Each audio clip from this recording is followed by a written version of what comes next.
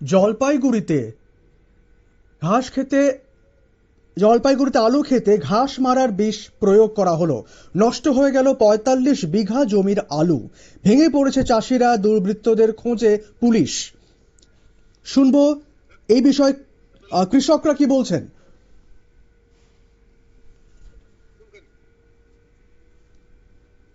আপনার নাম? আলিউল হক। আচ্ছা, কি হয়েছে? এই জমিতে গামা সঙ্গে দিয়েছি, জমিতে কি করছেন? আলু করছি কত বিঘা? ৪৫ বিঘা। ৪৫ বিঘা। সবগুলোতে কি গেমার করবে? হ্যাঁ, সবগুলা করেছি। এখন এখন কি করব? ব্যবহার কে দিছে? এখন কে দিছে? রাত্রির বেলা। রাত্রিবেলা দিছে? তো কাউকে অনুমান করা যাচ্ছে না যে কে দিছে? ওইটা অনুমান এখন আত্মীয় এখন সন্দেহজনক। কাক ধরবেন? থানায় কোনো এফআইআর করছেন? না করিনি। আপনার নাম? মানে এমডি বাপ্পা। কি হয়েছে আজকে এখানে? দেখুন, এটা তো এগুলা তো আমাদেরই জমি। আমরা আলু করছি এখানে। তো রাত্রেবেলা কে বা কারা গ্যামাক্সর মারে দিচ্ছে আলু বাড়িতে। আমরা সকালবেলা স্প্রে করতে আসে দেখতেছি আলু সব ঝিমিরে যাচ্ছে। কত বিঘা? ৪৫ বিঘা আলু আছে। অনেকগুলো তো আলু। এখন অনেক আলু, সব আমাদের লিস্টে আলু। 2 লাখ টাকা এসে লিখিত দিয়ে আলু করেছি এখানে। ৪৫ বিঘা জমি, মানে অন্যের জমি? অন্যের জমি এগুলা। কে দিল বলে মনে হয়? এখন তো রাত্রে বেলা দিছে, আমরা তো দেখি নেই। এখন সন্ধ্যার বসে তো কাউকে ধরাও যাবে না। থানায় কমপ্লেন করছেন? করি নেই, করবো আজকে। জমির মালিক বাড়িতে নেই, ও আসবে, ওকে নিয়ে যাবো। কোন জায়গায়? এটা বেলতলা, ছোট বোদা, কোরাল বাড়ি। আমার নাম বাপ্পা।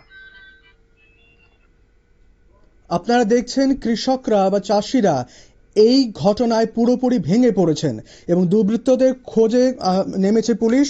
আমরা এই নিয়ে বিস্তারিত জানবো। আমাদের সাথে টেলিফোনে যুক্ত হয়ে গেছেন পশ্চিমবঙ্গ থেকে আমাদের প্রতিনিধি সানি রায়। হ্যালো।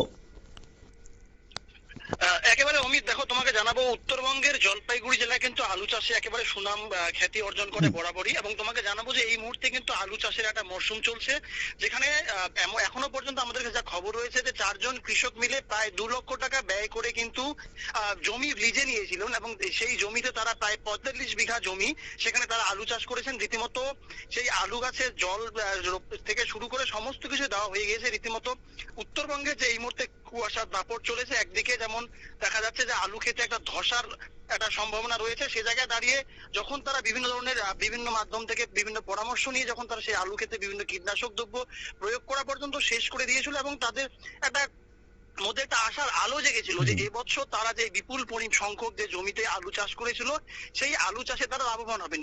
কিন্তু গতকাল রাতের এই ঘটনায় রীতিমতো একেবারে বিপাকে পড়ে গিয়েছে এই 4 জন কৃষক।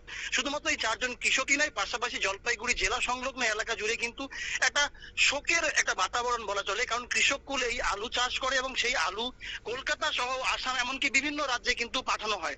সে জায়গায় দাঁড়িয়ে রাতের অন্ধকারে কে বা কাহারা বিষ প্রয়োগ করেছে, যেমনটা এখনো পর্যন্ত জানা যাচ্ছে যে ঘাস মারার যে ওষুধ হয় সেই ওষুধ প্রয়োগ করার ফলেই কিন্তু গোটা চারা গাছ রীতিমতো একেবারে মরে গিয়েছে।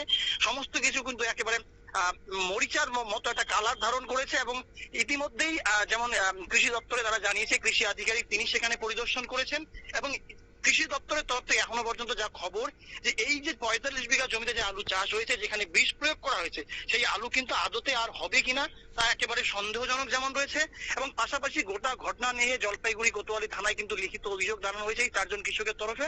তবে পুলিশ প্রশাসনের তরফ থেকে এখনো পর্যন্ত যেটা জানানো হয়েছে যে যেহেতু কৃষি বলয় এবং কৃষি জমিতে অর্থাৎ ৪৫ বিঘা জমির এই চারপাশে অর্থাৎ আশেপাশে কোনো রকম সিসিটিভি ফুটেজ নেই, সেক্ষেত্রে রাতের অন্ধকারে কে বা কারা এই ধরনের কাণ্ড ঘটালো তা একেবারে তদন্ত করতে গিয়ে কিন্তু পুলিশকেও বিপাকে পড়তে হচ্ছে। কিন্তু সর্বোপরি এই যে লক্ষ লক্ষ টাকার যে একটা ক্ষতি, তার পাশাপাশি কৃষক সমাজের যে একটা যে আশার আলো, সে সমস্ত কিছুই কিন্তু এই মুহূর্তে একেবারে শোকের ছায়া হিসেবেই দাঁড়িয়েছে। অমিত, এই নিয়ে কি কোনোভাবে রাজনৈতিক মোড়ের লক্ষ্য করা যাচ্ছে, কারণ আসন্ন বিধানসভা নির্বাচন পশ্চিমবঙ্গে?